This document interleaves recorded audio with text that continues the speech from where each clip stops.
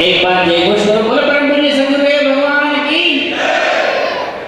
आपको आज ये साधना जो दे रहा हूँ, वो साधक जो साधना करें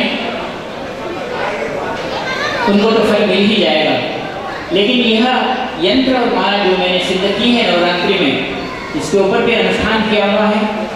जो अपने घर में किसी प्रकार का वास्तु दोष या अड़चन अनुभव करते हैं और जो साधना नहीं कर सकते, केवल वो लोग अपने यंत्र को इस विजय नाम संवत्सर की पूर्ति तक यंत्र को भी घर में पूजा स्थान में रखते हैं, तो वे उसका फल जरूर अनुभव करेंगे।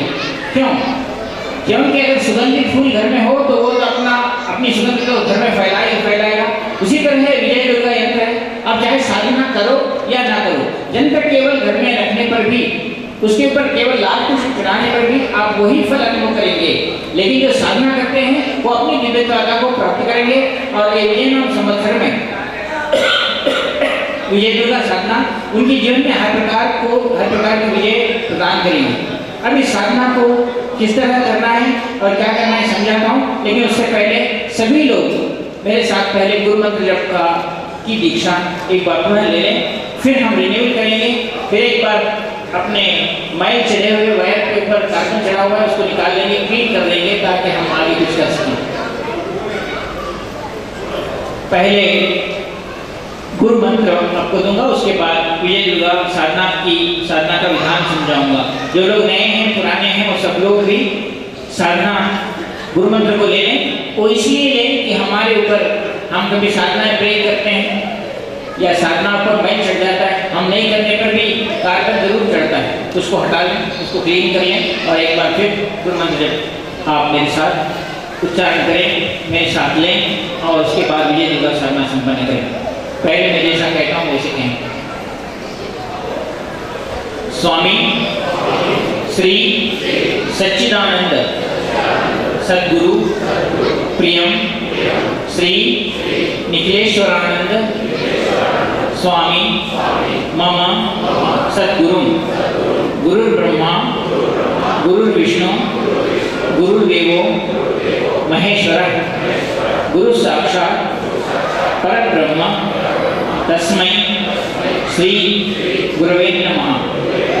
आपको बायां हाथ हृदय पर रख लो और राइट हैंड सर पर रख लो, सीधा हाथ सर पर रख लो और बायां हाथ हृदय पर रखो। बोलो ओम परमतत्वाय नारायणाय गुरुभ्यो नमः। ओम परमतत्वाय नारायणाय गुरुभ्यो नमः। ओम परमतत्वाय नारायणाय गुरुभ्यो नमः। ओम ह्रीं मम प्राण देह रोम प्रतिरोम चैतन्य जाग्रय ह्रीं ओम नमः। ओम गुरुदेवताय विद्महे परब्रह्माय धीमहि तन्नो सद्गुरु प्रचोदयात्। फिर गुरुर्ब्रह्मा गुरुर्विष्णु गुरुर्देवो महेश्वरः गुरु साक्षात् परब्रह्म तस्मै श्री गुरवे नमः। आज जो आपके पास माला और यंत्र दिया गया है, आपको आपकी है प्राण की प्रतिष्ठा उस यंत्र में की जा रही है। अभी एक महाशय ने मुझे पूछा था कि क्या यंत्र और अनुष्ठान मंत्र, इसका मंत्र किसी भी प्रकार उच्चारण करने से हो सकता है। मैं छोटा सा उदाहरण तो पहले दे ही दिया था कि आपका नाम राम हो तो मैं राम कह के पुकारूं तो आप मुझे बुलाते हैं, लेकिन राम आने के लिए अगर मैं मरा कहता हूँ जो भी राम आता है ये बात अलग है। लेकिन कृष्ण को करते हैं नाक्षण कहते कृष्ण नहीं आता, या बड़े मंत्र को ऐसा नहीं उच्चारण कर सकते क्योंकि वो इतना पापी था, उसको राम कहने नहीं आ रहा था, उसने मरा कहा, जिसका बाद में राम का उच्चारण हुआ। वो गुरु के मंत्र पर उच्चारण देने पर होता है। दूसरी बात, अपना शरीर नाभि से लेकर अपने सहस्रार तक जब तक वो नली जागृत नहीं होती, वो नली आपकी पुकार देवता तक नहीं पहुँचती। आप चाहे टीवी लो चाहे करंट लो, उसके ऊपर कार्बन आ गया तो आपके घर तक, अब कहाँ पॉइंट से करंट आपके घर का बल्ब आएगा नहीं जब तक कार्बन क्लियर करेंगे। उसी प्रकार आपके शरीर में भी 3 नाड़ियां हैं जिसको इड़ा पिंगला सुषुम्ना कहा गया है। इन इड़ा पिंगला सुषुम्ना नाड़ियां ये केवल मैंने जैसा भी कहा त्रिपुर जिसे कहा गया है, मन बुद्धि और चित्त, ये सुषुम्ना की इड़ा सुषुम्ना और पिंगला नाड़ियां हैं।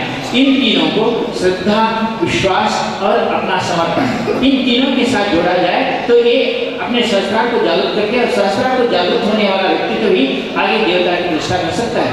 आप इसके बारे में छोटा सा उदाहरण देता हूँ। आज रामकृष्ण परमहंस 5वीं कक्षा के पास व्यक्तित्व थे। एक बार वे जब वहाँ से अपने घर से निकले तो उनकी उम्र थी केवल 8 या 9 साल। ये महासती महारानी के पास जो काली मूर्ति थी उसके लिए पुजारी नहीं मिल रहा था, तो उन्होंने रामकृष्ण परमहंस जी को बुलवाया जब उनकी 12 या 16 साल की उम्र थी। वहाँ आए तो उन्होंने कहा कि वो अपने गाँव को छोड़कर महाकाली के मंदिर में आए थे। और सती महारानी ने जब देखा तो उनकी माँ ने कहा, बेटा महाकाली की मूर्ति को मूर्ति नहीं समझना, उसे अपनी माँ समझना। उनकी माँ ने कहा, पहली गुरु माँ बनी। उसके बाद वहाँ जो उनके जो मास्टर थे उन्होंने कहा कि काली को माँ समझना बेटा। बाद में यहाँ सती महारानी आई और उन्होंने कहा, जिनका मंदिर था, उन्होंने कहा, हे महाशय पुजारी जी, जो भी आप आए हैं रामकृष्ण इस मूर्ति को मूर्ति नहीं समझना, केवल आपकी माँ समझना। और जिस समय रामकृष्ण परमहंस आए उन्होंने उस काली की मूर्ति को माँ समझा। वो पूजा कुछ नहीं करते थे, केवल माँ कहते थे। माँ कहते थे, माँ के चरणों में लौटते थे। भूख के लिए नैवेद्य आया तो माँ के सामने रखा और ग्लास पकड़कर ऐसा ही माँ के सामने बैठ जाते थे। माँ सती महारानी ने भेजा है, तू पहले खा ले, बाद में मैं खाऊंगा। ऐसे कितने दिन बीते उन्हें पता नहीं कि वो ग्लास को वैसे पकड़ के रखना और वो माँ का नहीं खाना और वो वैसे भूखे रह रहते। उनका कहना था कि माँ को नैवेद्य चढ़ने के बाद ही मैं खाऊंगा। ये उनका श्रद्धा था, ये उनका विश्वास था कि ये मूर्ति खाएगी, समर्पण था कि ये मूर्ति खाएगी। बहुत दिन हो गए, सूख के कांटे दांत हो गए, लेकिन वो नहीं खाई। तो एक दिन महारानी ने आकर देखा कि ये रोज क्या करता है, ये नैवेद्य जैसा रहता है वैसा आ रहा है। उसने कहा कि एक पुजारी तो क्या कर रहा है? तो बोले, माँ को रोज खिलाने के लिए जाता हूँ, माँ खाती नहीं। तुमने कहा था कि माँ जब तक खाती नहीं मैं नहीं खाना चाहिए, मैं खाना ही नहीं खा रहा। 1 महीना हो गया। सती महारानी को बड़ा दर्द हुआ कि मैंने क्या दे दिया इसको और ये खाना नहीं खा रहा। उसने कहा, वैसा नहीं बेटा, मूर्ति कैसे खाना खाएगी, वो तो माँ है। तो उन्होंने कहा, क्या ये माँ नहीं है? तो उसने कहा, माँ है तो खाएगी जरूर। माँ है तो खाना अपने बच्चे को भी खिलाती है, मैं उसको खिलाऊंगा और वो मुझे खिलाएगी, नहीं तो वो फिर माँ कहाँ की? ऐसे उन्होंने समर्पण भाव से उसको कहा। सती महारानी के कितना समझाने पर भी वो नहीं समझा और कहा रामकृष्ण परमहंस ने कि मैं माता के सामने नैवेद्य रखूंगा, वो जिस दिन खाएगी उस दिन वो मुझे भी खिलाएगी क्योंकि वो माँ है। और ये उनका कथन उस दिन सिद्ध हुआ जब वे अपने को मूर्छित अनुभव करने लगे, अपने को इतना कमजोर अनुभव करने लगे, वो उठ के खाना खिलाने के लायक भी नहीं थे और नीचे गिर गए। तब देखते क्या, उस मूर्छित व्यक्तित्व को उस काली की मूर्ति से उन्हीं के प्राण से निकले हुए माँ का शब्द माँ जैसा ही उन्होंने पुकारा, मूर्छित गिर गए थे और मूर्ति से माँ आई और उनको उठाया और स्वयं एक ग्लास उनके हाथ से खाई और उन्होंने अपने इसे खिलाया। उस दिन से वो परंपरा चलती गई कि माँ काली उनको खिलाती गई। इसमें क्या है कि हमारी शुद्धता है। आज हमारे राजू धुमन कह रहे थे कि साधना करने वाले ने कहा खाना खा लो, लेकिन हमारे में कहा गया है कि मंत्र जब ब्रह्म मुहूर्त में हो। ब्रह्म मुहूर्त में होता क्या है कि हम हमारे शरीर को शुद्ध कर लेते हैं, हमारे शरीर का मैल बाहर निकाल देते हैं, मुंह धो लेते हैं, स्नान करते हैं, शरीर को शुद्ध करते हैं और तब जाकर हम साधना में बैठ जाते हैं। एक बार चाय पिया या कुछ खाना खाया तो आपके शरीर में मैल आरंभ हो गया, पेट में मैल आरंभ हो गया और मैल आरंभ हो गया तो नाभि से आपकी आवाज सहस्रार तक नहीं पहुंचती। इसलिए हमें कोई सी भी साधना ब्रह्म मुहूर्त में करने के कहते हैं ताकि हमारा शरीर शुद्ध हो, तभी ये साधना की जाए। उपवास का कारण नहीं बताते, आप जो भी खाओ उसका मैल तो पेट में बनेगा और जब तक वो मैल बाहर नहीं निकलेगा तब तक आपका शरीर शुद्ध नहीं रहा।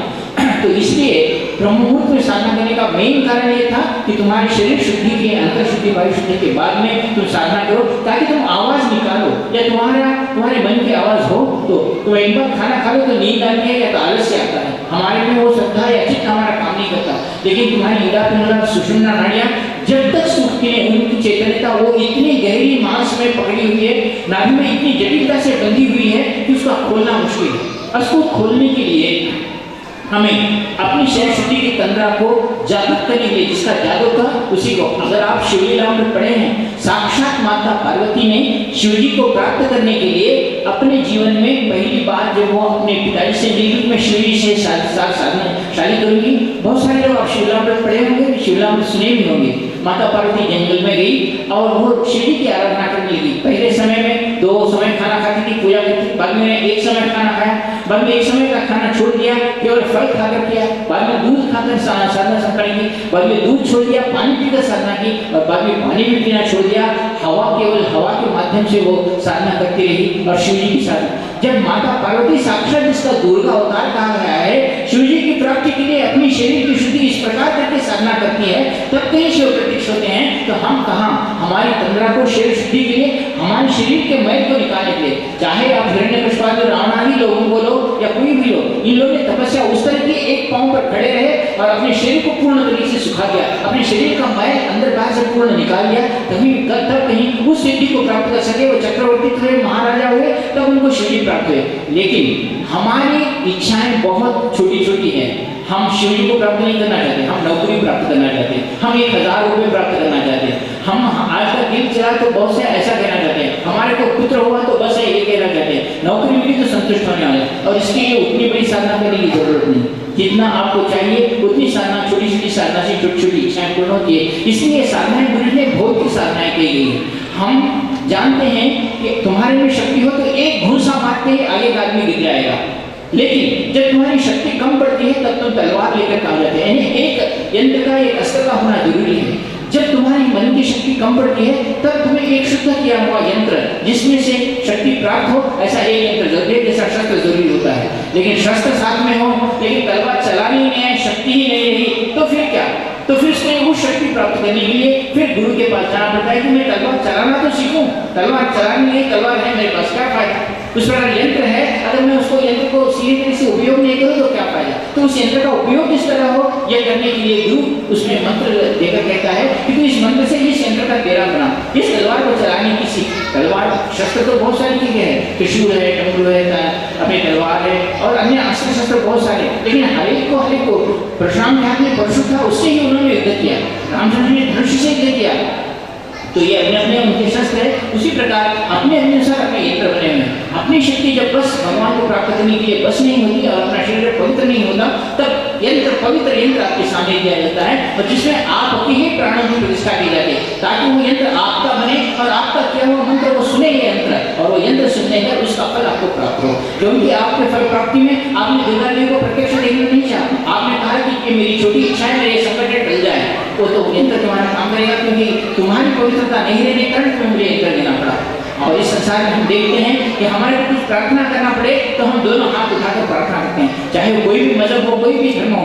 तो उससे क्या है, लेखी के अनुसार हम संसार से, आकाश से, आसमान से उस एनर्जी को अपने हाथों द्वारा अंदर लेते हैं, उंगलियों द्वारा, और उंगलियों द्वारा लेते हैं, एनर्जी हमारे में ड्रा करते हैं और एनर्जी पास करते समय हाथ अपने जिसके सर पर रखते हैं तो अपना एनर्जी पास करते हैं। एनर्जी ड्रा करना और एनर्जी पास करना केवल हाथों से होता है, और इसी हाथों से हमारे शास्त्रों में, हमारे ऋषि परंपरा में कहा गया है, तुम एक माला भी जप करते हो तो इन उंगलियों में वो एनर्जी ड्रा होती है उस मंत्र की, उस देवता की जिस देवता से तुम प्राप्त करना चाहते हो, और उस यंत्र की एनर्जी इस माला से तुम्हारे हाथ में ड्रा हो गई तो तुम इसी हाथ से जो कुछ भी कार्य करोगे उसको उस देवता की सिद्धि तुम्हें प्राप्त होगी। ये आप हर कोई भी मजहब हो, चाहे क्रिश्चियन मजहब हो या मुसलमान हो या हमारे हो, सभी लोग दो ही हाथ उठाकर प्रार्थना करते हैं और उसी हाथ से अपने शरीर को लगाते हैं ताकि वो एनर्जी अपने में आ जाए। तो इन हाथों से जो कार्य किया जाता है, ये उंगलियों में अपने प्रकृति से, नेचर से शक्ति ड्रा करने की या शक्ति को अपने अंदर लेने की क्षमता है। इसलिए गुरु क्या करता है, अपने अंगूठे से, जिसे शुक्र की अंगूठी का अंगूठा कहा गया है, इससे तुम्हारे अंगूठे से शक्तिपात का अर्थ होता है मेरी शक्ति तुम्हें देना। मुझमें शक्ति हो तो तुम्हें दूंगा, मेरे पास शक्ति ही नहीं है तो तुम्हें कैसे, किस तरह शक्ति प्रदान करूंगा।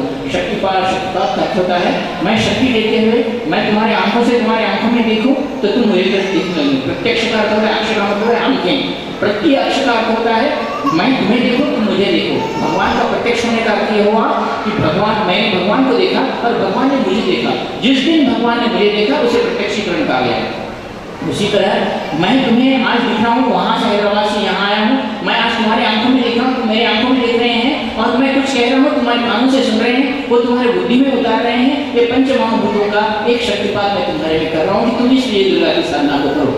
लेकिन इस पर भी तुम्हारी कुंडली जब जागृत नहीं होती और कहती है कि क्या ऐसा होगा कि संशय में डोलने वाले लोगों को फिर संशयहीन करने के लिए मैं तुम्हारी उस बिंदु को जागृत करता हूँ जहाँ तुम्हारी सुषुम्ना या कुंडला सुषुप्त अवस्था में बैठे हुए संशय में डोल रही है, मन डोल रहा है, कह रहा है कि ऐसा होगा या नहीं होगा, कुछ होगा नहीं होगा।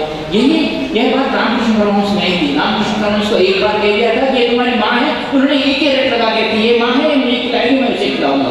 और हमारे में वो शक्ति नहीं, हम वो दिखते नहीं, हमारे पास समय ही नहीं है कि उतना जैसे रामकृष्ण ने नौकरी पर सब छोड़ दे और माँ माँ कहते बैठे। तब हमें क्या करना पड़ता है, जितना समय मिला उतने ही समय में तुम्हें उस प्रत्यक्षीकरण करने के लिए गुरु अपनी शक्ति तुम्हें प्रदान करता है, ताकि तुम यंत्र के माध्यम से तुम्हारी शक्ति कम पड़ी, यंत्र दिया तुम्हारे को मारा करने के लिए, क्या तुम्हारी शक्ति ऊर्जा धारण करने के लिए। लेकिन इसके बाद भी तुम्हारे में संशय है तो अपने प्रवचनों से, अपने मंत्रों से, अपने मुख से तुम्हारे में शक्ति डालते रहता है। इस पर भी नहीं हुआ तो शक्तिपात करते हुए कहता है कि तुम तुम्हारे मस्तिष्क में ये बिठाओ कि इस यंत्र में शक्ति है, मैं जो कह रहा हूँ तुम सुनो, तुम करो, तुम्हें सिद्धि मिलेगी। मैं तब उसके कहता हूँ कि आज अगर विजय दुर्गा यंत्र के लिए है तो इतनी विजय दुर्गा नहीं है, विजय दुर्गा तो एक ही है। ये तो आपकी साधना के माध्यम से आपके प्राण की प्रतिष्ठा उस यंत्र में हुई, आपने साधना की तो वो यंत्र विजय दुर्गा के नाम से आपको फल देगा, सिद्धि प्रदान करेगा और उसका काम करेगा।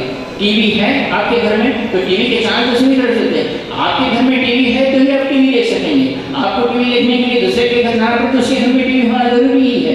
लेकिन टीवी घर में रहने से काम नहीं चलेगा, टीवी किस तरह चलाना है ये भी आना। हमारे को टीवी सुननी है गुजराती में और हिंदी का चैनल चल रहा है, चलो गुजराती चैनल में बदलने के लिए क्या करना पड़ता है, तो उस बटन को जानना पड़ता है। उस बटन की जानकारी जो देने वाला है वो गुरु है। इस प्रकार हम जिससे आनंद प्राप्त करें, तुम्हारी जो भी इच्छा हो, विजय दुर्गा के सामने तुम वो इच्छा बोलो और इच्छा पूर्ति के लिए गुरु जो कार्य कर रहा है, मंत्र दे रहा है, उस इच्छा पूर्ति के लिए तुम अगर करो तो तुम्हारी इच्छा वो यंत्र पूर्ण करता है, क्योंकि गुरु सामने बैठा हुआ है। तुम वहां जाने के बाद बहुत सारे लोग ये पूछते हैं, गुरु जी इस यंत्र पर एक ही इच्छा बोली है, दो इच्छा या तीन इच्छा? तुम जितनी भी इच्छा है बोल लो, गुरु सामने बैठा हुआ, तुम यंत्र करो, बाद में काम करो।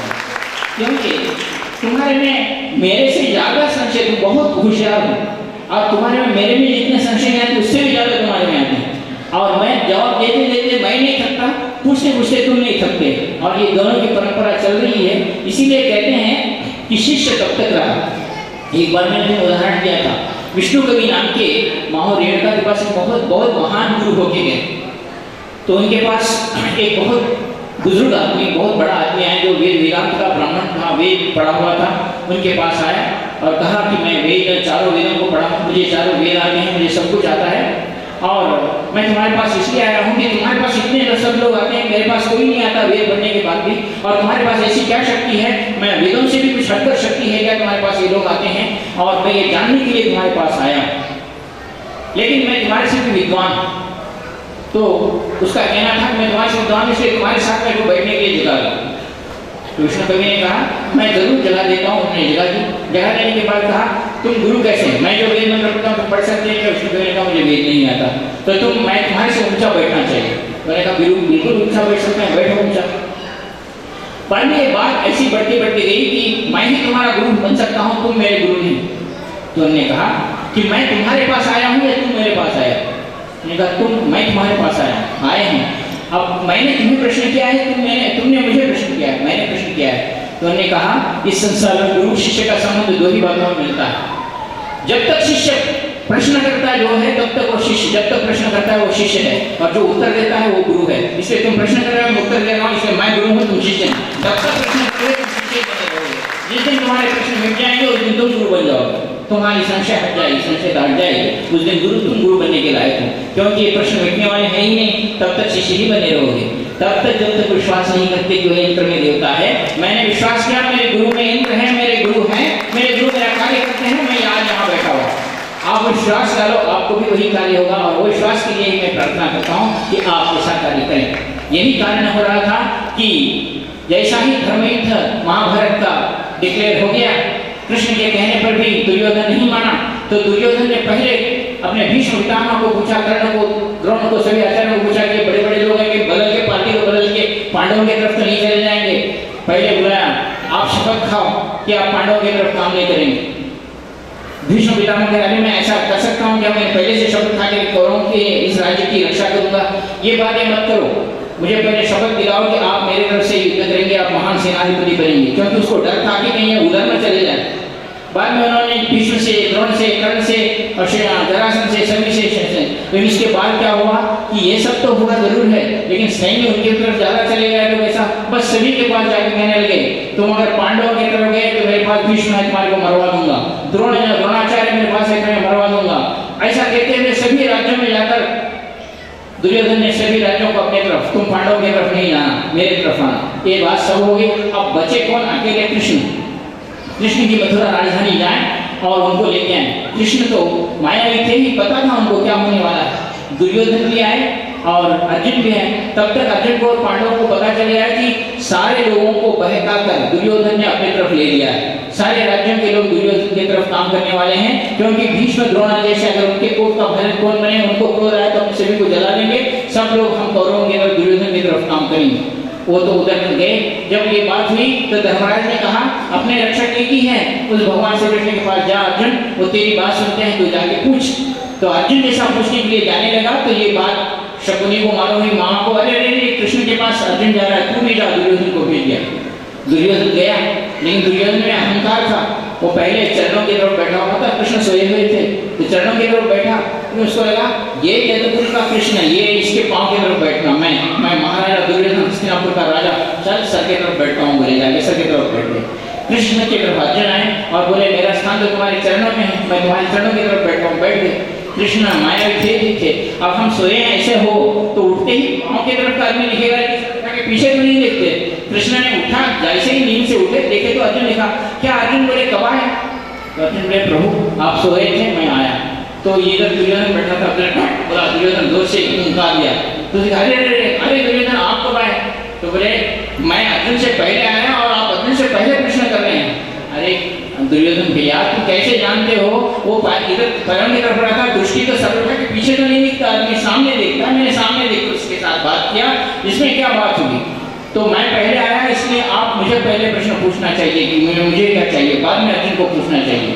कृष्ण ने कहा कि पहले तो मैंने अर्जुन को देखा, अर्जुन को पहले प्रश्न पूछना चाहिए, फिर भी तुम बात कहते हो तो तुम्हें पहले प्रश्न पूछता हूँ क्या? तो कहा कि तुम्हारे राज्य में 4 अक्षौहिणी सैन्य है, वो सैन्य धर्मयुद्ध जब हो रहा है उसमें 4 अक्षौहिणी सैन्य के साथ आप मेरे साथ काम करेंगे। देखो तुम भी उतने ही सगे संबंधी हो और अर्जुन भी उतना ही सगे संबंधी है। मैं तुम्हारे दोनों को नाराज नहीं करना चाहता।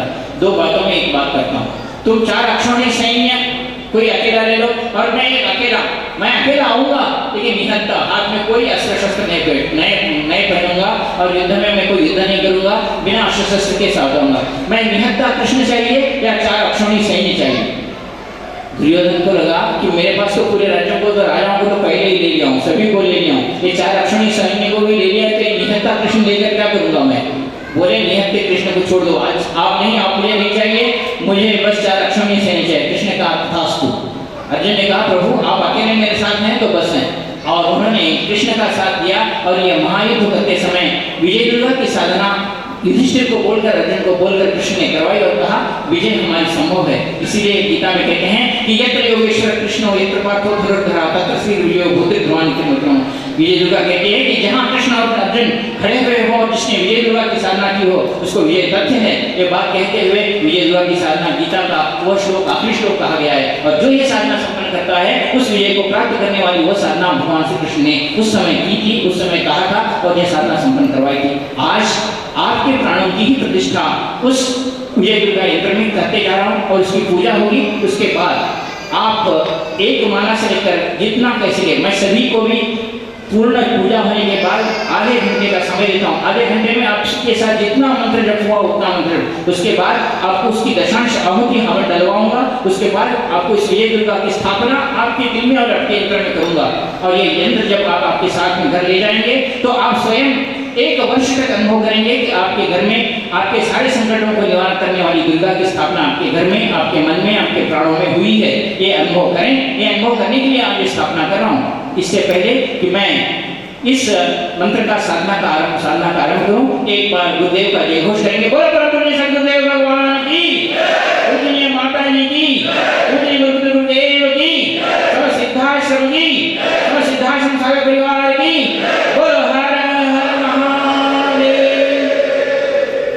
गुजरात के लोग नवरात्र में दुर्गा माता के भक्त गरबा करते हैं और जिस गरबा को स्वयं श्री कृष्ण ने अपनी गोपिकाओं के साथ जिस रास को रचाया था वह भी वही नवरात्रि थी और उस रास को आज भी गुजरात के लोग भी सारे द्वारका के लोग भी संभालते हैं। यह विजय दुर्गा यंत्र आपको उसी कृष्ण को जिस गोपिकाओं के साथ आनंद दिया था वैसा ही आनंद प्रदान करे, ऐसी इच्छा करता हुआ जिसके घर में ये दुर्गा है, विजय दुर्गा का यंत्र स्थापन हुआ, उसके घर में यही आनंद प्राप्त हो, ऐसा आशीर्वाद देता हुआ आगे का साधना की पूजा विधान और प्राण प्रतिष्ठा उदय महाराज जैसा बदला के करेंगे। मंत्र मैं मेरी ओर से दूंगा, उदय महाराज पूजा समझाएंगे, उस तरह पूजा करना जैसा वे कहते हैं। महाराज की प्राण प्रतिष्ठा मेरे साथ मंत्र उच्चारण मेरे साथ करो, उस मेरू मन को पकड़ लेकर मैं मंत्र बोलता हूँ, मेरे साथ मंत्र बोलो। पहले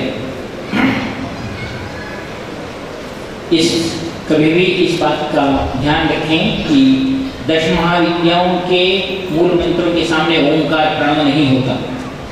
उसी प्रकार दुर्गा शक्ति मंत्र जो होते हैं उसके सामने ओंकार उसी समय लगाना होता है जब फल प्राप्त हो है, जब करते समय ओंकार का लगाना नहीं है। मैं जैसा मंत्र बोलता हूँ वैसा ही मंत्र बोलो। आम ह्रीं क्रोम ह्रीं श्रीं सौः दुम विजय दुर्गे सर्वत्र यशो विजयम देहि देहि स्वाहा। आम ह्रीं क्रोम ह्रीं श्रीं सौः दुम विजय दुर्गे सर्वत्र यशो विजयम देहि देहि स्वाहा।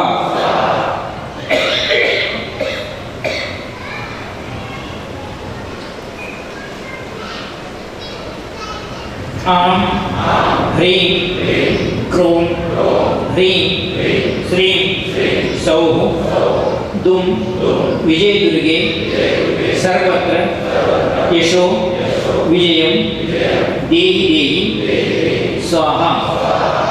इस मंत्र का अभी समय देख लो आप, आधे घंटे तक आपको जितना मंत्र जप हो सके उतना करना। आधे घंटे के बाद मैं आपको घी की आहुति डलवाऊंगा। आहुति का भस्म आप तिलक करने के बाद मेरे पास आना, मैं शक्तिपात दीक्षा दूंगा। उसके बाद आप अपने घर में यंत्र स्थापना करने के बाद रोज 1 माला हो सके तो 1 माला, या रोज आपको 5 माला हो सके तो 5 माला आप पास में संपन्न करवाई। इस साधना का फल आप आने वाले दिनों में अनुभव करें कि आपके घर में ये जिस यंत्र की स्थापना के बाद आज की स्थिति में और यंत्र की स्थापना के बाद घर की स्थिति क्या है ये अनुभव करके बताएं। क्योंकि इस यंत्र को नवरात्रि में विशेष मुहूर्त पर तैयार किया गया है और उसकी साधना मैंने मेरे सामने आपको संपन्न करवाई है। आपको हो सके तो इस मंत्र की रोज 1 माला करना, इस वर्ष 1 वर्ष की साधना यंत्र को आपके सामने रखना और उसके बाद इस यंत्र माला को नदी में, नर्मदा नदी में विसर्जित कर देना या समुद्र में विसर्जित करना। इस यंत्र की महत्ता स्वयं रामचंद्र जी भगवान श्री कृष्ण ने गाई है कि हम अगर अपने जीवन में कुछ सफलता पाना चाहते हैं तो इस यंत्र की स्थापना घर में करना ही श्रेष्ठता कही गई। अपने घर में या अपने व्यापार स्थल में या स्वयं में भी अपनी विजय प्राप्त नहीं करता या कार्य में सफलता प्राप्त नहीं करता तो इस यंत्र को अपने पास रखकर भी वह देख सकता है कि अपने पास अपने कार्य में कितनी सफलता है, साधना में कितनी सफलता मिलती है। क्योंकि दुर्गा और पार्वती का अवतार है, 10 महाविद्याओं का अवतार कहा गया है और ये इस विजय दुर्गा का यंत्र अपने साथ स्थापन कर लेना, 10 महाविद्याओं के पहले इस यंत्र की माला जप करना ये श्रेष्ठ कहा गया है। आज दुर्गा की इस साधना कक्ष में आप सभी को पुनः आशीर्वाद देता हुआ हमारे जीवन में साधना में जीवन हम अगर बनाते हैं तो मैं समझता हूँ कि हमारे जीवन में आने वाली घटनाओं का या दुर्घटनाओं का हमारे ऊपर कोई प्रभाव नहीं होता। जीवन में गुरु के रहने के बाद भी रामचंद्र जी को वनवास हुआ ही, भगवान श्री कृष्ण के रहने के बाद भी पांडवों को वनवास हुआ, लेकिन वे वनवास में संतुष्ट थे। जबकि ईर्ष्या द्वेष के कारण दुर्योधन अपने महलों में रहने पर भी रोज जला करता था और पांडव वनवास में रहकर कृष्ण को वो स्मरण करते हुए आनंदित थे। रामचंद्र जी आनंदित थे जबकि कैकेयी माता दुखी थी। वनवास में रहकर गुरु कृपा प्राप्त हो तो भी वो आनंद हम अनुभव करते हैं। इस बात का ध्यान रखते हुए, इस बात को सोचते हुए अगर हम हमारे जीवन को साधना में बनाते हैं, आने वाले कल का ध्यान रखते हैं, तो हमें गुरु कृपा से ऐसी दुर्घटनाओं का सामना नहीं करना पड़ेगा और दुर्घटनाएं आए भी तो उसको सहने की शक्ति हमारे में हो। संसार में या जीवन में, हर एक के जीवन में, चाहे वो कितना भी श्रेष्ठ हो या कितना भी गरीब हो, साधना में जीवन हो तो उसके जीवन में शांति मिलती है। ये मेरा अनुभव रहा है। मैं भी एक गरीब परिवार से ऊपर आया हुआ व्यक्ति हूँ। गुरु कृपा से जिस साधना मार्ग पर चल पड़ा, सरकारी नौकरी थी वो भी छोड़ा और जिस मार्ग पर चलते साधना के मार्ग पर चला हूँ, आज गुजरात में ही नहीं, हैदराबाद के आश्रम में ही नहीं, निखिल चेतना केंद्र के आश्रम के शाखाएं आज कम से कम 21 शाखाएं पूरे भारतवर्ष में स्थापित हो रही है। मैं ही रोक रहा हूँ कि अभी आप साधना निखिल चेतना केंद्र की संस्थाओं की स्थापना मत करो, क्योंकि उसको देखने वाला, उसको करने वाला और साधना को दृष्टिकोण से चलाने वाला भी लोग चाहिए। ऐसा ना हो कि कल के दिन उस साधना संपत्ति को उसका दुरुपयोग हो। मैं रोक रहा हूँ, ये बात अलग है, लेकिन मैं चाहता हूँ कि साधना में जीवन हो। हम जो घर में साधना नहीं कर सकते, घर में कोई अड़चनें होती हैं, तब साधना के लिए हमें स्थल हो। आज हमें न जोधपुर में साधना स्थल है, न दिल्ली में साधना स्थल है, जो गुरु स्थान कहलाता है। वहाँ हमें साधना करने के लिए एक मौका दिया जाता है, मार्गदर्शन मिलता है, तो हम बहुत ये कार्य इतना दूर से नहीं बढ़ता था। आज हम घरों में साधना नहीं कर सकते क्योंकि अपने पत्नी बच्चे हमारे साथ बैठे हुए हैं। मंदिरों में साधना नहीं कर सकते, मंदिर टाइम होने के बाद मंदिर बंद किया जाता है, पुजारी चला जाता है। नदियों पे साधना नहीं कर सकते क्योंकि लोग कहते हैं कि तांत्रिक है, यहाँ कार्य करते बैठा हुआ है। तो हम साधना कहाँ करें? साधना करने के लिए कोई स्थल चाहिए और ऐसी साधना जो तुम्हारे मन में हो वो साधना कर सके। लोग ये ना पूछे मंदिर में बैठे कौन सा मंत्र करें, यहाँ मंदिर क्यों कर रहे हैं, किस लिए कर रहे हैं, कौन सी माला है, क्या है। अगर आप मठ मंत्र में कहीं जाओ तो कहेंगे कि हमारे ही साधना, हमारे कहते के अनुसार चलो, तुम्हारे कहने के अनुसार नहीं चलने का, हमारा ही मंत्र करो। लेकिन एक निखिल चेतना केंद्र ऐसा स्थापन है, आप कोई भी साधना, किसी भी तरह की साधना वहाँ कर सकते हो, क्योंकि मेरे गुरु और मेरे स्थान में मेरी इतनी शक्ति है कि आप कौन सी भी साधना करते रहो, मुझे कोई इफेक्ट होने वाला नहीं, आपको इस साधना का फल मिलेगा। साधना स्थल होना चाहिए, इसलिए मैंने निखिल चेतना केंद्र बांधा है, बल्कि इसलिए नहीं कि मैं गुरु करके बैठा हूँ। मैं केवल गुरु भाई हूँ, मार्गदर्शक हूँ और मार्गदर्शन करना मेरा स्थान है। मैं छोटे 2 कमरों में रहता था और साधना के लिए दिक्कत होती थी। साधकों की दिक्कत ना हो तो साधना स्वतंत्रता के साथ, पूरी दीक्षा के साथ, पूरी निष्ठा के साथ साधना कर सके। एक बार निखिल चेतना केंद्र में आप प्रवेश कर दिया, आपको न सोने की चिंता है, न भोजन की चिंता है, कुछ नहीं। आप केवल मंत्र और साधना मेरे पास से ले लें। जितने दिन भी साधना करते रहते हैं, करते हुए रहें, आपको न खाने के लिए पैसा पूछा जाएगा, रहने के लिए पैसा पूछा जाएगा, कुछ नहीं, केवल साधना रखो। साधना करी जैसे गुरुकुल आश्रमों में पहले हुआ करता था, गुरु पर विश्वास करता था। जो स्वामी निखिल स्वामी का शिष्य गुरु मंत्र करता है, उसके लिए निखिल चेतना केंद्र के द्वार खुले हैं। वहाँ कोई द्वार बंदा हुआ नहीं है, आप कभी भी आकर साधना कर सकते हैं। और कौन सी भी साधना, चाहे वो अघोरी हो, श्मशान साधना हो या कोई भी साधना जो गुरु जी की कही हुई या आपके मन की साधना, कोई भी साधना कर सकते हो। ऐसी साधना स्थली मैंने निखिल चेतना केंद्र आप सभी साधकों के लिए बनवाई है, क्योंकि साधना का चिंतन लेकर आने वाले साधकों के लिए आजकल जगह कहीं भी नहीं है। अगर रात में बैठ के साधना करना चाहता हूँ तो कोई मंदिर वाला आपको अलो नहीं करेगा, कोई मठ वाला अलो नहीं करेगा। घर में पत्नी कहेंगे कि आप रात में बैठ के क्या कर रहे हैं, गली के लोग कहेंगे कि आप क्या कर रहे हैं। ऐसे स्थल में आपको निखिल चेतना केंद्र में आप रात में बैठ के सो बैठो, आपको कोई पूछने वाला नहीं, आपको उल्टा कहेंगे कि आप साधना करो, कौन सी कर रहे हैं, हम भी आपके साथ बैठे हुए हैं। ऐसी साधना स्थली मानता हूँ निखिल चेतना केंद्र। और इस निखिल चेतना केंद्र में मेरा एक ही ध्येय रहा है कि वो साधनात्मक स्थली हो, साधनात्मक जीवन हो। तो हमारे जीवन में आज जो निरंतर जीवन में हम कष्ट अनुभव कर रहे हैं या दूसरे संत अनुभव कर रहे हैं, इसका कारण यही हुआ कि साधना और तपस्या चली गई। साधना समस्या जहाँ हो वह हमारे संकटों का, हमारे आने वाले कष्टों का सामना करने की शक्ति हमें प्राप्त होती है। और साधना से हम इस जीवन में वो सब प्राप्त होते। बहुत लोगों का ये कहना है क्या देवता प्रत्यक्ष होते हैं? मैंने प्रत्यक्ष का अर्थ आपको बताया। प्रत्यक्ष का अर्थ होता है कि आप अपने आंखों से जैसे देवता को देखते हो, देवता भी आप उनके आंखों से आपको देखे, उसे प्रत्यक्षीकरण कहा गया है। लेकिन हमारे में देवता को देखने की शक्ति हो। आपने कभी रामचरितमानस के बारे में सुना हो? रामचरितमानस के बारे में कहा जाता है कि तुलसीदास जी जब अपने पत्नी से प्रताड़ित हुए और घर से निकाल दिए गए, पत्नी ने कहा जो प्रेम मुझसे कर रहा है, इतनी रात में बारिश में भीगते हुए शाम को शव को पकड़ते हुए मेरे पास आया और मेरे को देखने के लिए रात के 12 बजे आया। अगर यही प्रेम राम से लगा था तुलसीदास की आंखें खुल गई। बोली मेरी पत्नी आज मेरी पहली गुरु है, जिसे मेरी आंखें खुली कि मैं मेरी पत्नी के प्रेम से भी राम से प्रेम करता तो अच्छा था। वे निकले और जंगल जंगल घूमते गए। वहाँ उनको नरोत्तम दास जो उनके गुरु थे वे मिले, नरहरि दास, और उन्होंने उनको कहा कि मैं राम की भक्ति करना चाहता हूँ। उनको राम का उपदेश मिला तो उसने कहा कि तुलसीदास तू बहुत ही महान है, तू जहाँ बैठ के राम भक्ति करते समय एक तू रामचंद्र का रामायण जो है फिर एक हिंदी भाषा में उसका जो संस्कृत में वाल्मीकि का रामायण है उसमें हिंदी भाषा को फिर कर। तो तुलसीदास ने कहा मुझे ज्ञान नहीं है, मैं क्या लिख सकता हूँ। उन्होंने कहा कि तू महर्षि वाल्मीकि को और माँ सरस्वती को और श्री रामचंद्र जी को अपने मन में स्थापना करके क्योंकि जो भी लिखता जा वो तेरे लिए मंत्र हो जाएगा, वो शास्त्र होगा, वो एक महान ग्रंथ होगा जो पौराणिक ग्रंथ वेदों से भी श्रेष्ठ कहलाया जाएगा। और तुलसीदास जी ने रामचरितमानस लिखना आरंभ कर दिया। रामचरितमानस लिखते जाते थे, जब उनका मस्तिष्क रुक जाता था कि मैं आगे क्या लिखूं तो वो बाहर घूम के आते थे, लेकिन जब वो घूम के आते थे तो उनके दोहा का दूसरा लाइन कोई लिख के रखा होता था। तो उन्हें आश्चर्य लगता था तो मैं तो पहली लाइन लिख के गया, दूसरी लाइन किसने लिखी।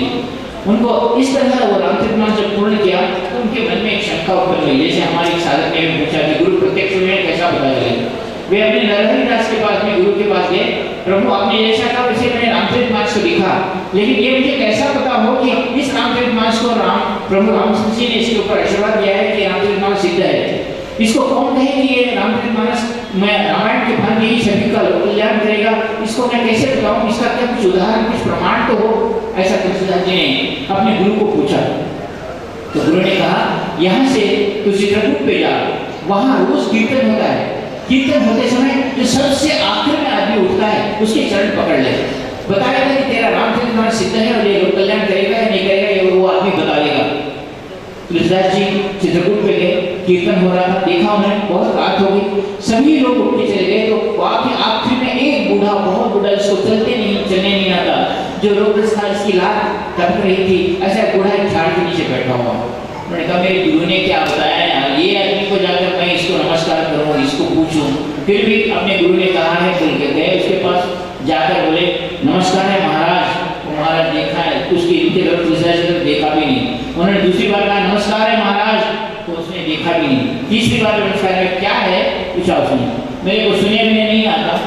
तो उनको लगा तुलसीदास जी को एक ऐसे बहरे अंधे कुछ चलने नहीं आता ऐसे आदमी को मेरे पास मेरे गुरु ने भेजा, और वहाँ उस आपके आदमी को पूछ। वो लोग उस दिन गए, बोले इसके पास तो कुछ है नहीं, ये क्या रामचरितमानस में सिद्धि है नहीं सिद्धि बताएगा। वो फिर अपने गुरु के पास गए, बोले क्या महाराज आप ही आदमी एक बूढ़ा बैठा था जिसकी लाल टपक रही थी, उठने नहीं आता बैठने नहीं आता, मैं 3 बार पुकारा तो उसको सुने भी नहीं आया कि मैं क्या पूछ रहा हूँ, और आप उसके पास पूछे। अरे मूर्ख, तो उसके बाद फिर जाओ। दूसरी बार गए और उन्होंने उनके चरणों में नमस्कार किया और बोला कि हे महाराज मेरे गुरु के भेजने पर मैं तुम्हारे पास आया हूँ। तो बोले क्या? तो उन्होंने कहा कि मैंने रामायण ग्रंथ को हिंदी में प्राकृत भाषा में लिखा है, अवधि में मैंने लिखा है, वो रामचरितमानस सिद्ध है या नहीं, इसके ऊपर रामचंद्र जी की कृपा है ही नहीं, उस ग्रंथ के ऊपर रामचंद्र जी इसके ऊपर कृपा करते हैं नहीं, वो लोक कल्याणार्थ ग्रंथ होगा नहीं। ये पूछने के लिए आपने मेरे गुरु ने आपके पास भेजा है। मुझे पता नहीं आप कौन है क्या है मुझे पता नहीं, लेकिन क्या ये बात सच है कि उन्होंने मुझे भेजा है? तो हंसे और बोले जा तू कल आ जा। उनको अब गुस्सा आया कि ये बूढ़ा तो अभी बोला मुझे हकाल भी दिया जा बोलते हुए, निकल के आगे बोले क्या महाराज क्या गुरु है? अब बूढ़े के पास भेजे तो बूढ़े ने गले लेके हकाल दिया मुझे, बोले चल जा निकल जा। बोले नहीं बोला अरे मूर्ख तू इस बार तीसरी बार जा, वो कौन है? दिव्यात्मा है, तू उसको नमस्कार कर, तू नहीं पहचानता, बोल जय बजरंगबली और बोल एक बार राम नाम का जोर से उच्चारण करते हुए उसके सामने रामचंद्र जी का स्तोत्र करते हुए रामचंद्र जी का श्लोक उनके सामने बोल दे, रामचंद्र जी का उनके सामने गुण गा गीत गा, तब वो बात करेगा तुझसे। और जैसा गुरु ने कहा वैसा गए, चरणों में नमस्कार किया, रामचंद्र जी का ध्यान किया, रामचंद्र जी को नमस्कार किया और बजरंगबली का नमस्कार किया। तो बूढ़ा जो लाल टपक रहा था, बूढ़ा चल रहा था, बूढ़ा था खट के साथ उठ खड़ा हुआ, हाथ में गदा पकड़ के था वो हनुमान जी। जहाँ रामचंद्र जी की कथा होती है वहाँ हनुमान जी होते ही है। अब मैं जैसा कहता हूँ कि आपके पास आप सिद्धियां भी अपने पास साधना करें और माँ दुर्गा अगर ऐसे बुढ़ी के रूप में आ जाए तो आप तो हमारी देंगे कि गुरु जी ने क्या कहा, दुर्गा आई कहाँ से, बुढ़ी आ गई कहाँ से मेरे पास। अब आपको पहचानने के आंखें कौन बताएंगे कि वो दुर्गा है या नहीं? जब तुलसीदास जी को इस तरह होता है कि उन्होंने 3 बार अगर बुढ़ा का उसको जो हनुमान जी साक्षात थे उनको कहा, तो तब हनुमान जी कहते हैं कि हे तुलसीदास, तेरी गुरु कृपा तुझ पर है, तूने जो रामचरितमानस सीखा है वो सचमुच रामचंद्र जी की कृपा का पात्र है। तो बोले मैं हनुमान जी अब है फिर भी मैं नहीं मानता, मेरे को प्रमाण हो कि राम लक्ष्मण मेरे ग्रंथ को आकर मेरे ग्रंथ के ऊपर चंदन लगा कर कहें कि ये ग्रंथ प्रमाणित है, तब मैं मानूंगा। तो हनुमान जी ने कहा ठीक है, कल तुम तुम्हारे कुटिया में ले जाना, ग्रंथ को सजाकर एक कपड़े में बांध कर रखना और बांधकर तुम रामचंद्र जी का ध्यान करते हुए बैठ जाना। रामचंद्र जी का ध्यान करते हुए बैठ जाओ और बोलो कि रामचंद्र जी मैं अगर प्रामाणिक हूँ तो आप इसके ऊपर तिलक करके ना। तुलसीदास जी बैठ गए और रामचंद्र जी का ध्यान करते हुए बैठे शाम हो गई, कोई नहीं आया। दूसरे दिन भी बैठे, कुछ नहीं हुआ। तीसरे दिन जब शाम हुई तो 2 सुअर भाग के आए, 2 सुअर भाग के आए और ग्रंथ के ऊपर अपने पांव रखकर चले गए। वो पांव में उनको लगा कि क्या गंदा पांव करके रामचंद्र अभी कहा कि रामचंद्र जी हनुमान जी वो ये गुरु और ये सुअर 2, इन्होंने रामचरितमानस को किसी ने भी सिद्ध नहीं किया। गए और हनुमान जी को जो आखिर में बैठे थे बोले क्या बात करते हैं, उसके ऊपर सुअर ने पांव रखा। बोले अरे तुलसीदास तूने देखा वो क्या सुअर ही थे, वो बड़ा अवतार था, वो सुअर कैसे थे बता। वो सोचने लगे सुअर कैसे थे, अरे सुअर को मैंने देखे कि उनको तिलक लगाया हुआ था, बड़ा 3 प्रकार के तिलक, रामचंद्र जी का जैसा नाम रखा हुआ था, रामचंद्र जी का तिलक किया होता है वैसे दोनों सुअर को भी तिलक था। बोले तिलक था तो तिलक करके क्या करे, वो हमारे ग्रंथ पर पांव रखे। बोले पांव रखने के बाद क्या हुआ, मैं समझा उसको कोई गंदा लगा हुआ है, जाके सूंघ बोले क्या लगा हुआ है, उन्होंने जाके देखा सूंघे तो बहुत चंदन का बांस आ रहा था। बोले वो सुअर नहीं थे, वो केवल राम और लक्ष्मण दोनों थे तेरे ग्रंथ पर रखे गए, जिन्होंने अपने ही अवतार आकर तेरे ग्रंथ पर पांव रखे, तेरा ग्रंथ आज सिद्ध हो गया, वो स्वयं राम लक्ष्मण थे। और जब उन्होंने कहा उस ग्रंथ को जब नमस्कार किया तो दूर पर खड़े 2 वही सुअर के रूप में उन्होंने दर्शन दिया और उन्होंने देखा कि दोनों को भी तिलक, रामचंद्र जी का तिलक लगाया हुआ है। ये मेरी बताई हुई कहानी नहीं है। तुलसीदास जी को ऐसा दर्शन देते हैं और राम लक्ष्मण दिखते हैं तो वो याद नहीं करते, तो तुम्हें साक्षात दुर्गा मां भी आ गई और कोई शिव जी भिखारी रूप में आ गए तो पहले मार के हटा लेंगे उसको, क्योंकि हमें वो तीसरी आंख नहीं तो उनको पहचाने की शिव जी है या दुर्गा है। इसलिए मैं कहता हूँ कि गुरु कृपा अपने ऊपर होनी चाहिए, हम दुर्गा को देखें। रामचंद्र जी को तब रामचरितमानस को पढ़ते हुए उन्होंने जब नमस्कार किया और अपने ग्रंथ को सुना तो उसमें चंदन का बांस आ रहा था। तब कहा है प्रभु आपने मुझ पर अगर कृपा की है तो मैं रामचरितमानस सुनाता हूँ, आप यहाँ बैठ के सुने। और उन्होंने रामचरितमानस पढ़ना आरंभ कर दिया। एक तरफ हनुमान जी अपने भजन के साथ गा रहे थे और वो 2 भी जो सुअर के अवतार में थे वहाँ वैसे खड़े थे। पूर्ण रामचरितमानस जब हुआ और बाद में राम लक्ष्मण बनकर तुलसीदास जी को आशीर्वाद दिया। आज आपको मालूम है वाल्मीकि रामायण से भी बढ़कर रामचरितमानस की गाथा गाई जाती है और सारा भारत इसकी पूजा करता है। यह अवतार का कार्य हुआ। इसी तरह मैं कहता हूँ आज विजयदशमी में साधना दिया हूँ, अगर आप इसकी पूर्णता करते हैं, इसके ऊपर इसके भांति सवालात मंत्र पूर्ण करते हैं या इसको आज सिद्ध किया है और इच्छा बोल देते हैं तो माँ दुर्गा आपके घर में भी प्रवेश करे। इसी प्रकार आशीर्वाद दे, लेकिन शर्त यह है कि आप उन्हें पहचानें और पहचानने के लिए गुरु मंत्र जप की आवश्यकता है। आप जिस दिन गुरु मंत्र जप करेंगे, मेरा विश्वास है कि आप जिस घर में यंत्र स्थापना हुई वो श्रद्धा और समर्पण के साथ उस यंत्र को ऊपर फूल चढ़ाते हुए एक बार मंत्र भी रोज करते हैं तो उनके घर में एक न एक दिन दुर्गा अवश्य आकर आशीर्वाद देगी, है मेरा वचन। आप गुरु मंत्र जप करते रहो और उस दुर्गा यंत्र की मात्रा देखो कि आपके घर में यह हुआ है या नहीं है। आज आप सभी को आशीर्वाद देता हूँ, मैं विश्वास के साथ कहता हूँ। आज मेरे बारे में भी घटनाएं मेरे जीवन में बहुत सारी घटी। मैं कहूँ तो इससे पहले मैंने बताया था, एक बार गुरुजी ने मुझे कहा कि जोशी तुझे जंगल में जाकर 3 दिन साधना करनी है। मैं नौकरी करता था तो गुरुजी ने कहा कि 3 दिन तुझे पानी नहीं पीना है और जाके साधना करनी है। ऐसी जगह कि उन्होंने जगह बताया क्योंकि गुरुजी को ऐसा ज्योतिर्लिंग का कोई नहीं जहाँ जंगल में और जंगल का स्थान ना मालूम ऐसा नहीं है। उन्होंने हमारे पास ही श्रीशैलम का जंगल होता है जो 80 किलोमीटर तक फैला हुआ है और बहुत घना जंगल है। आज भी शेर बाघ सारी तरह के पशु पक्षी वहाँ देखने को मिलते हैं। गुरु ने कहा कि फलाना जगह तो जाके तुझे नदी के किनारे पूरे जंगल में साधना करनी है। मेरी उम्र गुरुजी को जब दीक्षा लेकर थी मेरी उम्र 28 साल थी। मैं 1986 की बात कर रहा हूँ और 28 साल में गुरुजी ने कहा, मैं 1 मिनट भी नहीं सोचा और सीधा चले गया जंगल। जंगल चले गया। गुरु ने कहा तुझे जाते समय तेरे जेब में बस के टिकट के उतने ही पैसे रख लेने चाहिए और तुझे साधना करने के लिए जाना, एक पैसा भी डाला ना हो। गुरु जी का जैसा कहा वैसा ही सुना। बस के टिकट के पैसे दिया, जैसे बस के टिकट के पैसे हो गए, बाद में आठानी या चारण बचते एक भिखारी था उसको दे दिया, क्योंकि गुरु का कहना मानना चाहिए। आठाने चारण थे वो भी दे दिया, पूरा एक पैसा भी जेब में नहीं गया। जंगल में जहाँ गुरु ने कहा वहाँ गया। गुरु ने कहा एक रक्षा चक्र तेरे अतराफ खींच ले। मैंने रंग बीजाक्षर से अपने पानी के साथ रक्षा बीजाक्षर चक्र खींच लिया और जिस पेड़ के नीचे गुरु ने कहा उस पेड़ के नीचे साधना करने के लिए बैठ गया। पहले दिन तो एक तो बच्चा था, दूसरा साधना में उतनी परिपक्वता नहीं थी, डर लगने लगा, रात में अंधेरा, आवाजें आने लगी तरह तरह की।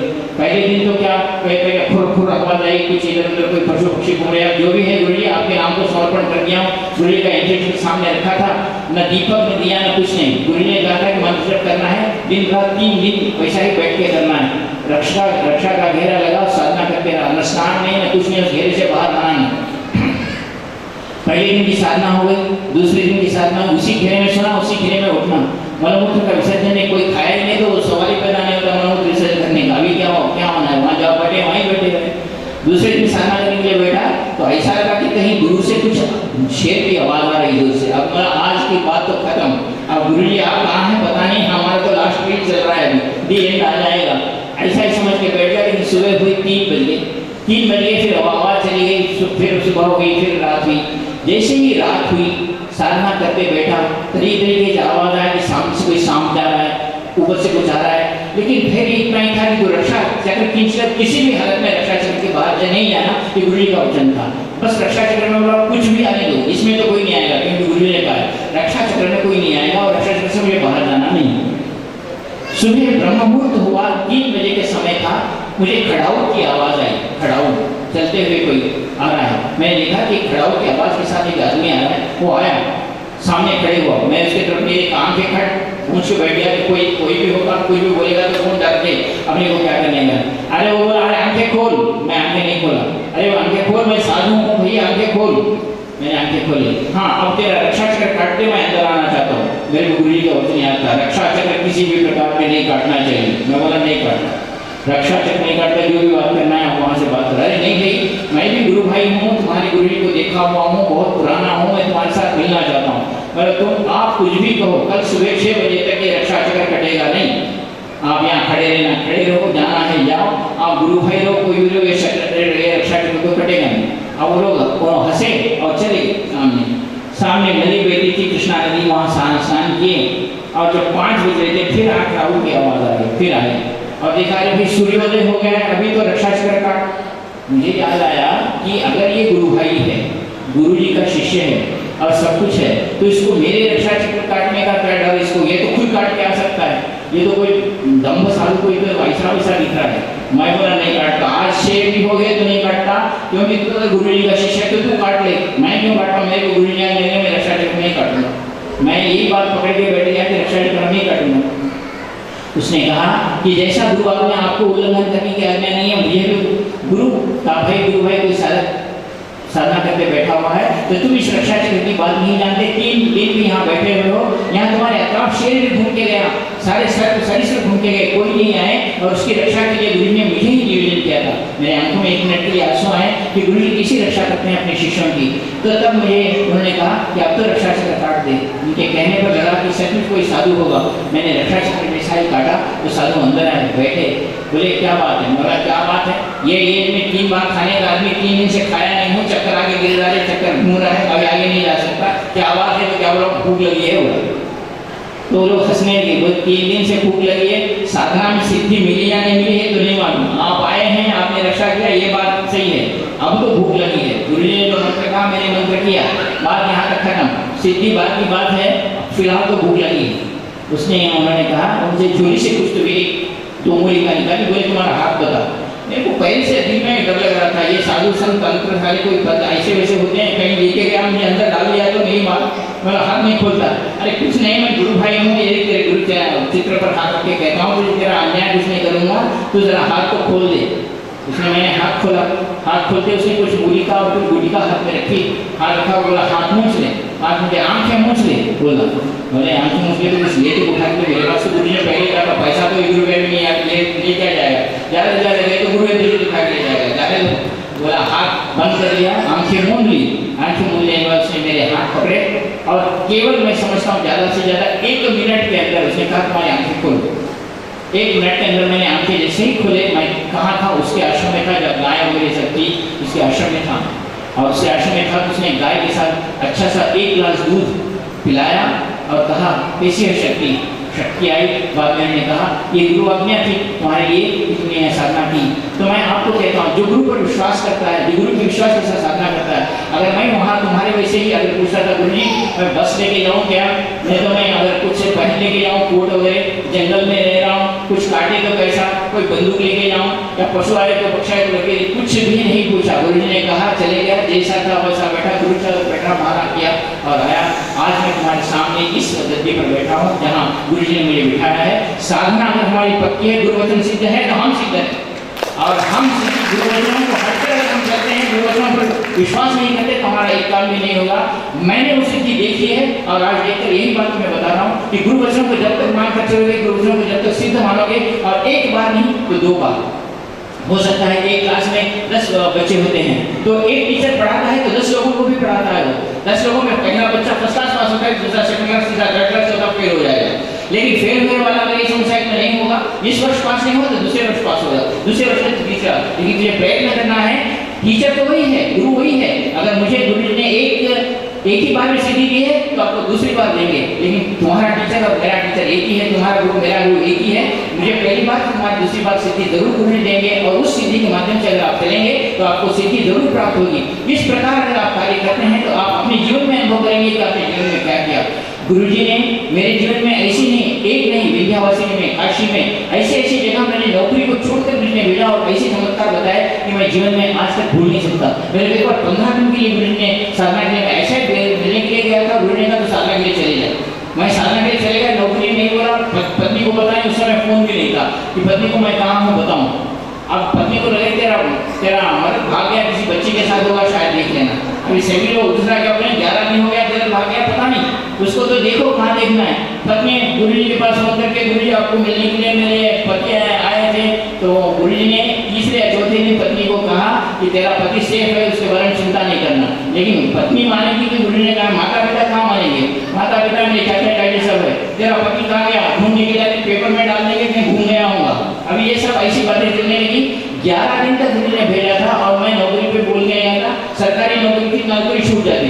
लेकिन चमत्कार ये हुआ, मैं जब नौकरी से वापस आया तो जाके पूछा अब इतने दिन गए नौकरी का क्या हुआ, तो बोले नौकरी उस 11 दिन में जिस दिन गुरु ने मुझे जाने के लिए कहा उस दिन से या अपने एनजीओ का स्ट्राइक शुरू हो गया, तो आखिरी 15 दिन तक चला, आने के बाद भी चला और मुझे पूरी से एनर्जी लगानी पड़ी।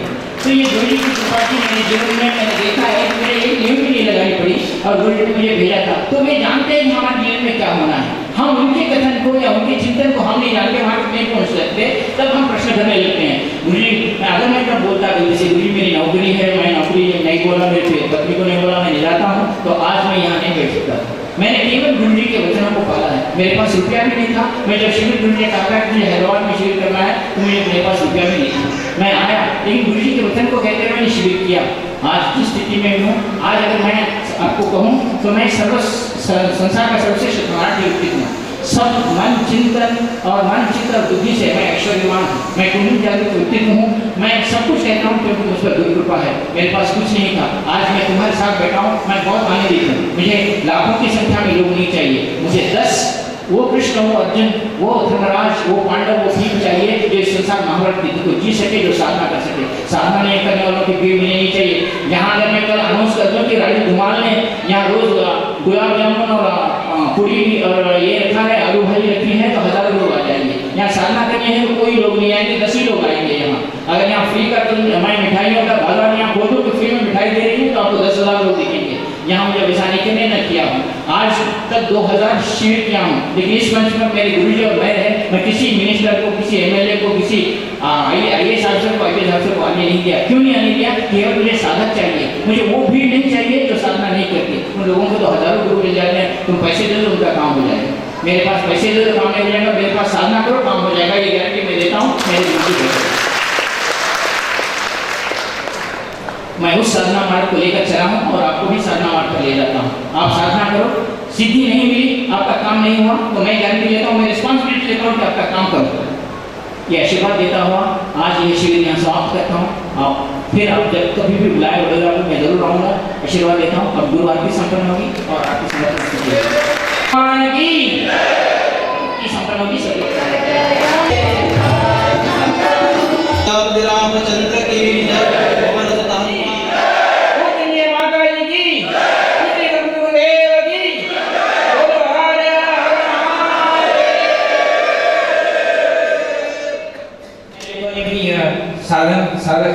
साधना का आयोजन किया है।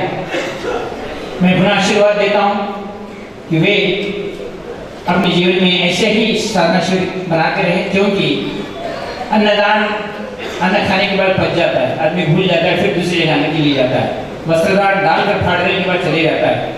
लेकिन शिविर एक ऐसा ज्ञानदान है, उसके जीवन के आखिरी दम तक काम करता है। और गुरु जी कहा करते थे, जिसने यह ज्ञानदान का शिविर किया उसकी 7 पीढ़ियां गुजरी हुई और 7 पीढ़ियां आने वाली उद्धार होगी, वो कभी नरक में नहीं जाएंगे। ये गुरु जी का वचन था जो पहली बार मैंने दिया। वे कभी भूत प्रेत नहीं बनेंगे, उनको स्वर्ग ही मिलेगा। अगर नरक में है तो स्वर्ग में जाएंगे। ये गुरु जी का वचन था, क्योंकि एक ज्ञानदान का कार्यक्रम है। जो शिविर करता है उसके पीछे गुरु जी का ये चिंतन था। मैं भी आज आर्थिक दृष्टि से, मानसिक दृष्टि से और शारीरिक दृष्टि से जिन्होंने भी अपना लगन लगाकर यह शिविर मनाया है और आप सब भक्तों को एक जगह करते हुए, साधकों को एक जगह करते हुए साधना संपन्न करवाई है, मैं उन सभी को परम सद्गुरुदेव से यह कृपा और यशोदा मांगता हूँ, प्रभु इनमें सद्बुद्धि दो, इनकी साधनाओं में इनको सिद्धि प्रदान करें, इनके साधना में सफलता प्रदान करो और आगे इनके जीवन में बढ़ाओ कि एक दीपक नहीं, एक दीपक 10 दीपक बने, 10 से 1000 दीपक बने और निखिल ज्योति इस संसार में हरदम ज्योति प्रकाश देते हुए सूर्य भगवान से भी ज्यादा ये प्रखर बिजली अंधकार को मिटाने वाली निखिल ज्योति इस संसार में आए और निखिल ज्योति का प्रकाश संसार में फैलाए। और इसके लिए साधना ही मार्ग है, केवल साधना ही मार्ग है, इस बात को याद रखें। प्रवचन देना, कथाएं पढ़ना, ये कुछ हमारे जीवन का उद्धार नहीं है। हमारा जीवन का उद्धार है तो इस संसार में साधना चाहिए। एक पेड़ के बीज को लगाते हो तो उसको बढ़े तक देखना है, क्योंकि पेड़ के बढ़ते समय पेड़ को काटने वाले या फलों को तोड़ने वाले या दीमक लगते हुए, कीड़े लगते हुए पेड़ को खराब करने वाले इस संसार में बहुत है। उसी तरह ये बीजाक्षर जो आपको मैंने बोया है वो महान वृक्ष हो, उसके लिए उसके ऊपर अच्छे पुष्पक से अपना निवास करें, उसके तले अच्छे लोग छायादार वृक्ष पर छायादार छाया प्राप्त करें और उसके फल फूलों को खा ले। ऐसा वृक्ष, ऐसा बीज मंत्र आपको मैंने दिया है, जो ये दुर्गा साधना है। ये बीज मंत्र आप में अगर आज बोया हूँ तो आप एक महान वृक्ष बनकर उन सभी का लोक कल्याण करें, ऐसी आशा रखता हुआ मैं भी एक दिन बीज था, मैं भी आज बीज बोया और आ गया। ऐसे बीज मैंने बोए हैं, ऐसा बीज कार्यक्रम किया है, लेकिन गुरु जी कहा करते थे तो बीज को बोते बोते अगर तू कभी पत्थर पर रख दिया और उसके ऊपर पानी डाला तो बीज का कभी उत्पत्ति आगे होकर वो बीज महान वृक्ष नहीं बन सकता, क्योंकि पत्थर बीज वाले जिसको श्रद्धा या विश्वास नहीं होते वो पत्थर पर बीज नहीं उगते और वो वृक्ष होता है। जिसके दिल में श्रद्धा समर्पण होता है अपने गुरु के प्रति, वहाँ बीज बोया जाए। ऐसी मिट्टी में अगर मिट्टी को हल्का बनाकर बीज बना दो और बीज को मिटा दो तभी वृक्ष बनकर आता है। बीज ऊपर बैठा हुआ बीज कभी वृक्ष नहीं बनता, बीज को अपने आप को गाड़ देना पड़ता है। उसी तरह साधक अपने आप को जब तक गुरु रूपी भक्ति में, गुरु रूपी जमीन में गड़ नहीं जाता तब तक महान वृक्ष नहीं बनता। जब वो अपने अहंकार को लेकर बैठा हुआ होता है या ऊपरी कार्य करता है वो कभी महान वृक्ष नहीं बन सकता। उसको गुरु में समर्पित हो जाना चाहिए, गुरु के कटकर में लीन होना चाहिए, गुरु के हृदय में अपने आप को लीन कर देना चाहिए, तब वो महान वृक्ष बनने की प्रक्रिया करता है। और मैं ये चाहता हूँ कि यह कार्य आप करें, ऐसा कार्य करें कि गुरु जी के दिल में आप बैठ जाए। मैंने जैसे आपको कहा, मुझे प्राइम मिनिस्टर पता है, ये बात आप सभी को पता है, मुझे प्राइम मिनिस्टर पता रहने से कुछ काम नहीं होता। देवता तुम्हें देखे तब वो सिद्धि प्राप्त कर सकते हैं, और देवता तुम्हें तभी देखते हैं जब आप साधना के दृष्टिकोण से देवता को देखते हैं, देवता को प्रसन्न करते हैं, देवता को पुकारने की, आपको चिल्लाने की, आपको प्रार्थना करने की कला आपको आती है। और वो कला जब तक नहीं आती, वो नाभि से जब तक कला प्राप्त नहीं होती, देवता को अपनी पुकार सुनाने का कार्य करना चाहिए। और एक बार पुकारेंगे देवता आपको प्रत्यक्ष हो जाएंगे। बहुत लोगों में एक छोटी सी कहानी कभी सुनाया करते थे, मेरे बचपन में मेरी याद है, और गुरु जी ने भी ये बात कही थी। एक साधक था, तो सागर को गुरु जी ने एक बीज मंत्र गणेश जी का दिया और कहा कि तू ये साधना गणेश जी की साधना कर ले, तेरे को गणेश जी प्रत्यक्ष तेरा कार्य जरूर हो जाएगा। वो गणेश जी की साधना करते बैठा 1.25 लाख मंत्र जप हो गया, उसको गणेश जी प्रत्यक्ष नहीं हुए। उसने लेख निकाल के वो गणेश जी की मूर्ति डाली, 21 दिन हो गया साधना करा, गणेश जी प्रत्यक्ष नहीं हुए। बोला ले जाके अंदर डाल दिया, दूसरे गुरु के पास गया। दूसरे गुरु ने कहा अरे मैं तो ऐसा बोलता हूँ, मैं बहुत दुर्गा सिद्धि काली का साधक हूँ, तुझे काली की साधना दे रहा हूँ, तू बराबर ये सब वाला कर दे तो ये काली प्रत्यक्ष होगी। गया वो काली की साधना करने लगा, 1.25 लाख हो गया, काली प्रत्यक्ष नहीं हुए। चल बोला ये गुरु भी काम नहीं आता है, ये यंत्र में निकाल के बाहर फेंक दो। तीसरे गुरु के पास गया, तीसरे गुरु के पास बस तू शिव जी की साधना कर ले, अब समझ ले तेरा काम हो गया, भोलेनाथ है भोले भंडारी तेरे प्रत्यक्ष हो जाएंगे। उसने बोले 11 दिन तक शिव भोले भंडारी की साधना की, देखा 11वें दिन भी साधना सिद्ध नहीं हुई। चल बोला ये भी गुरु खराब है। चौथे गुरु के पास गया, विष्णु भगवान के पास। चौथे गुरु ने कहा विष्णु भगवान की साधना कर, नारायण की साधना बहुत सिद्धि करती है, तो बहुत बड़ा आदमी बन जाएगा। नारायण की साधना भी उसने 40 दिन की, देखा नारायण की साधना में सर पटका पहले गुरु के पास आया। अगर बोला क्या कितने गुरुओं के पास घूमता रहा, उन्होंने जैसा कहा वैसा साधना करते रहा, बोला एक भी साधना सफलता सिद्धि नहीं हुई। मैं गया आया तो उनके गुरु ने कहा तेरे घर पे जाएंगे, आ जा। घर पे आए तो था तू पहला मंत्र कौन सा किया था? पहला मंत्र उसने गुरु के सामने किया, गणेश जी का मंत्र किया था। उतने में गुरु रहने के कारण गणेश प्रत्यक्ष हो गए। इसलिए तब तक काली मंत्र को आके रखा, बोले मेरी माँ है, मैं चले गया। दूसरी बार काली माता आई, काली माँ का मंत्र बोला, काली मंत्र का बोले क्या हुआ? काली माँ तू क्या हुआ? मैं आया जब तक इसने तो शिव जी को बुलाया था मेरे को, जो मेरे पैरों के तले रहते मैं वहां आई हूँ, कैसे वहीं चली गई बोले आके। तीसरा जो ऐसा गुरु बदलते रहता है, अरे भगवान आने की तो टाइम तो दे, भगवान को तू पुकारते रहा, आना तो चाहिए, आने से पहले ही तो चल देगा, भगवान बदल देगा, भगवान घर प्रदर्शन के लिए। तू साधना करते समय एक उसका समय होता है, एक नियम होता है, उस नियम के अनुसार तू चला, विश्वास रखा उस गुरु के ऊपर, चला तो होगा। भगवान आए वापस चले जाते गए तो भगवान को प्रत्यक्ष होंगे। तो एक पर विश्वास रखते हुए अगर काम चलाता है, एक पर विश्वास रखते काम चलता है, आज मैं सिद्ध हूँ आप भी सिद्ध होंगे। एक गुरु की साधना और एक गुरु का मंत्र करके देखो, आप जीवन में करो। ऐसा पैदा हो मर तो जाऊंगा, लेकिन एक गुरु को विश्वास करके मरूंगा तो जरूर वो गुरु आपको, आपके पत्थर को भी विश्वास करोगे, भारत का पत्थर भी आपको कंकर भी शंकर को बताता है, लेकिन विश्वास आपका दृढ़ होना चाहिए। विश्वास दृढ़ हुआ तो कंकर भी शंकर को बदलता है। हमने भी विश्वास दिया तो किसी को दोष नहीं देना चाहिए। मैंने मेरे गुरु जी की मेरे को 7 वर्ष तक ऐसी परीक्षा देते कि मैं एक पैसे के लिए तड़पता रहा। मैं कैसा जीवन गुजारा हूँ मुझे पता है, लेकिन 7 साल के बाद भी मैंने गुरु जी के पास जाकर एक ही बात कही, गुरु जी ये जीवन मैंने आपको समर्पित कर दिया है, चाहे मरूं या रहूं आप ही मेरे गुरु है। मेरे को साधना सिद्ध हुई ना हुई, मैं फेल हुआ या मेरे से कुछ भी नहीं हुआ, लेकिन इस जीवन में मेरे गुरु आप ही है, ये बात मैंने गुरु जी को कही। और दूसरी बात जब कहा तो गुरु ने कहा जोशी तुम मेरी परीक्षा में पास हुआ है। और उस दिन से आज तक पलट के लिए देखा, मैं जब चाहता हूँ जो चाहता हूँ, जिस देवता को लक्ष्मी चाहिए तो लक्ष्मी आती है, शक्ति चाहिए तो शक्ति आती है, और देवता चाहिए देवता है, दूसरा हमारा विश्वास दृढ़ होना चाहिए। हमारे भारत का हर एक पेड़, तुलसी भी बात करती है तो पत्थर भी बात करता है। यहाँ हमारा विश्वास अगर हम पत्थर को यूं ही पूछते नहीं, विष्णु की शालिग्राम को पत्थर को यूं ही पूछते नहीं, विष्णु की जो पूजा करता है शालिग्राम का मंत्र में आता है, विश्वास के साथ अगर करते हो, एकादशी के दिन उसके ऊपर तुलसी चढ़ाओ तो दूसरे शरण में बदल के ये विद्या किसको आती है? नहीं आती, इसलिए विद्या नहीं है, ये कहना गलत है। ये विद्या का ज्ञान जानकार केवल गुरु है, और गुरु के चरणों में जब तक समर्पित नहीं होते और गुरु का जब तक विश्वास नहीं होता कि ये मेरा है, तब तक गुरु जी तुम्हें कुछ भी प्रदान नहीं करता। क्योंकि जैसा एक बार शादी हुई, पति के साथ रही तो पति ये मेरे गले पड़ गई है बोले तो कैसा मिला के खाना खिलाता है।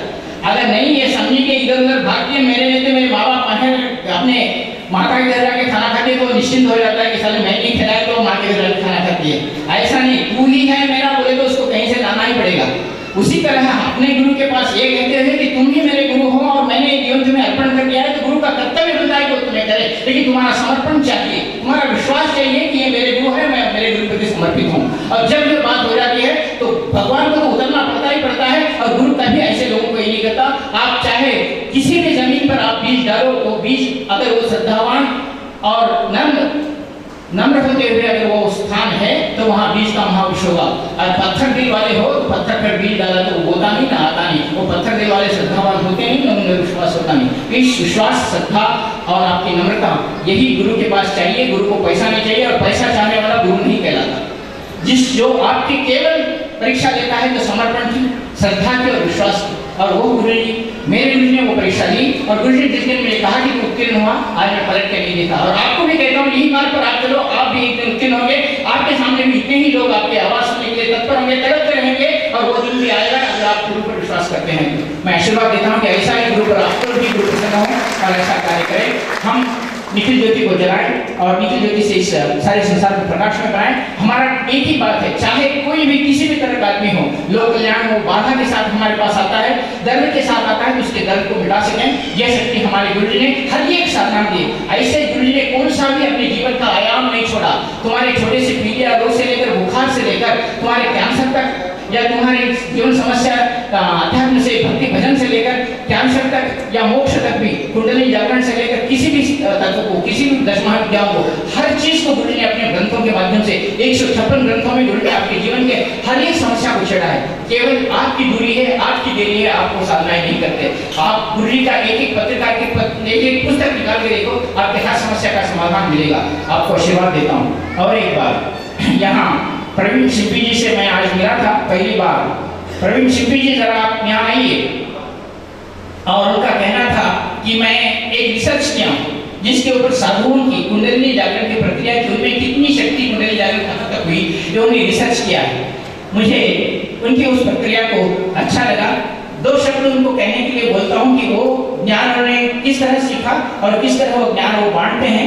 दो शब्दों में बताएं कि लोगों की ऊर्जा का किस प्रकार अनुमान लगाते हैं। आप जब विजय दुर्गा साधना करने बैठे थे तब उन्होंने आप सभी का उनके माध्यम से ऊर्जा का एक फोटो निकाला, और वो देखते हैं कि आप सभी भी दुर्गा के कलश के आराम में बैठे हुए, दुर्गा में बैठे हैं, ऐसा फोटो लिखा है। आप सभी लोग देखें, ऐसे खड़े। शिल्पी प्रवीण शिल्पी अपना ये लेके आ जाए, क्या बोलते हैं उसको, लगभग 8 વર્ષથી આભા મંડળ એટલે જે એનર્જી ફિલ્ડ હોય છે ઓર આને કહેવાય છે ચક્ર, એના ફોટા પાડું છું। और आराधना कर रहे थे तब किस तरह का चित्र आया देखो। उसके बाद मोटा करता आप ऐसे एक कलश में बैठे हुए हैं, किस तरह का चित्र आया। તમે લોકો